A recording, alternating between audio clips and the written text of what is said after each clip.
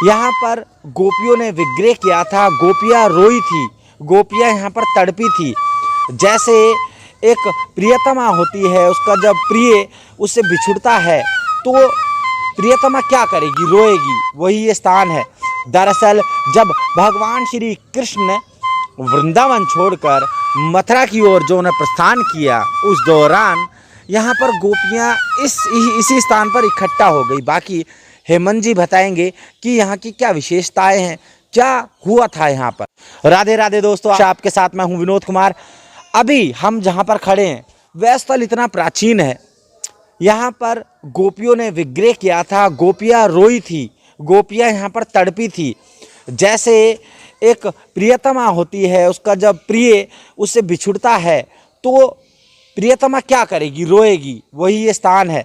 दरअसल जब भगवान श्री कृष्ण वृंदावन छोड़कर मथुरा की ओर जो उन्हें प्रस्थान किया, उस दौरान यहाँ पर गोपियाँ इसी स्थान पर इकट्ठा हो गई। बाकी हेमंत जी बताएंगे कि यहाँ की क्या विशेषताएं हैं, क्या हुआ था यहाँ पर। लीजिए हेमंत जी, आपका स्वागत है। राधे राधे दोस्तों जी ये वृंदावन के अंदर ज्ञान गुदड़ी है जी ज्ञान गुदड़ी का मतलब होता है तो ज्ञान, जी और ज्ञान सबके पास होता है। गोपियाँ तो वैसे वेद की ऋचाएँ थीं, कोई साधारण गोपियाँ नहीं थी, साधारण स्त्रियाँ नहीं थी, ये सब वेद की ऋचाएँ थीं। जब भगवान वृंदावन छोड़ के मथुरा चले गए, कंस ने बुलवाया, तो इन गोपियों को बड़ा विरह उत्पन्न हुआ, और विरह उत्पन्न होकर के इनके पीड़ा उत्पन्न हुई कि हमारे श्याम सुंदर चले गए, कृष्ण चले गए। क्यों, बिना कृष्ण के तो गोपियों का जीवन ही अधूरा है। अब लेकिन क्या नाम से इधर भगवान कृष्ण भी गोपियों के बिना अधूरे थे और वहाँ पर याद करते थे मथुरा में बैठ कर के।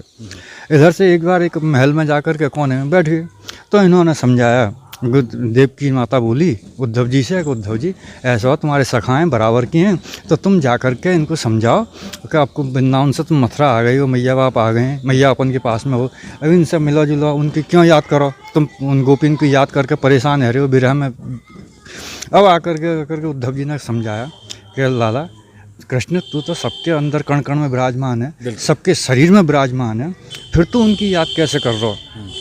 तो इतना बड़ा वेद को ज्ञानी है करके, तो साक्षात नारायण है करके, और ऐसे साधारण जो लौकिक पुरुष हैं उनकी लौकिक पुरुषों की तरह तू ऐसे साधारण तरह से मतलब विरह कर रहा हो, याद कर रहा हो, उनके लिए परेशान है रहो, तड़प रहो। तब आकर के भगवान ने कहा कि भाई ये तो क्या नाम से बहुत ज्ञानी है उद्धव जी तो, और जब उद्धव जी बृहस्पति के शिष्य हैं, और बृहस्पति के शिष्य तो साक्षात विद्वान होंगे, तो जब इतने विद्वान हैं, लेकिन भाई ऐसा है खाली ज्ञान जो होता है वो नुकसानदायक होता है। जब अगर ज्ञान के संग में भक्ति नहीं हो तो भक्ति होगी जब तो ज्ञान सार्थक है। बिल्कुल। अरे भाई बिना मैया के बेटा कपूत है जाए हैं, और अगर मैया संग है तो सपूत है। तो अब ज्ञान अगर क्या नाम से है लेकिन भक्ति नहीं है तो बिना भक्ति के ज्ञान भी अधूरा है, उसको भटका सकता है। लेकिन अगर ज्ञान के संग में भक्ति है तो जीव भटकता नहीं है।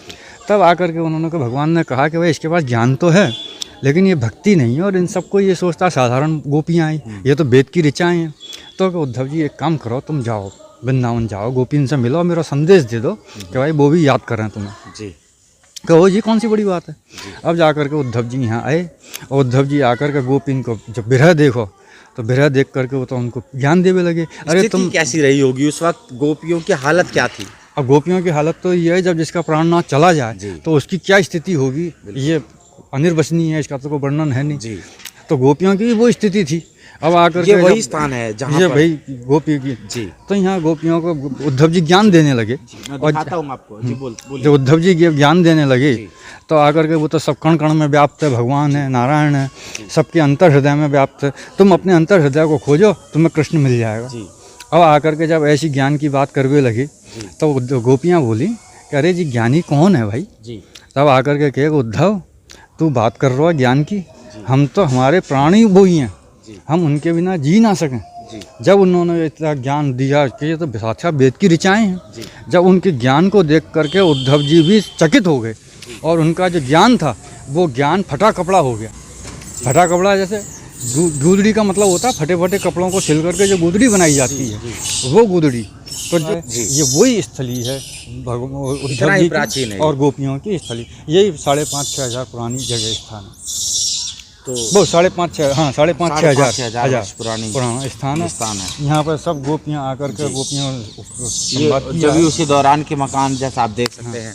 तो आपको जो है हेमंत जी ने बताया इस स्थान के बारे में। जब आप निधिवन आए तो निधिवन से पीछे ही है एक आश्रम है गोपीनाथ का घेरा, काफ़ी प्राचीन आश्रम है। कहते हैं वहाँ पर प्रेमी जोड़ों की जो इच्छाएं पूरी होती है। वहीं उन्हीं के महंत हमारे साथ में हेमंत जी।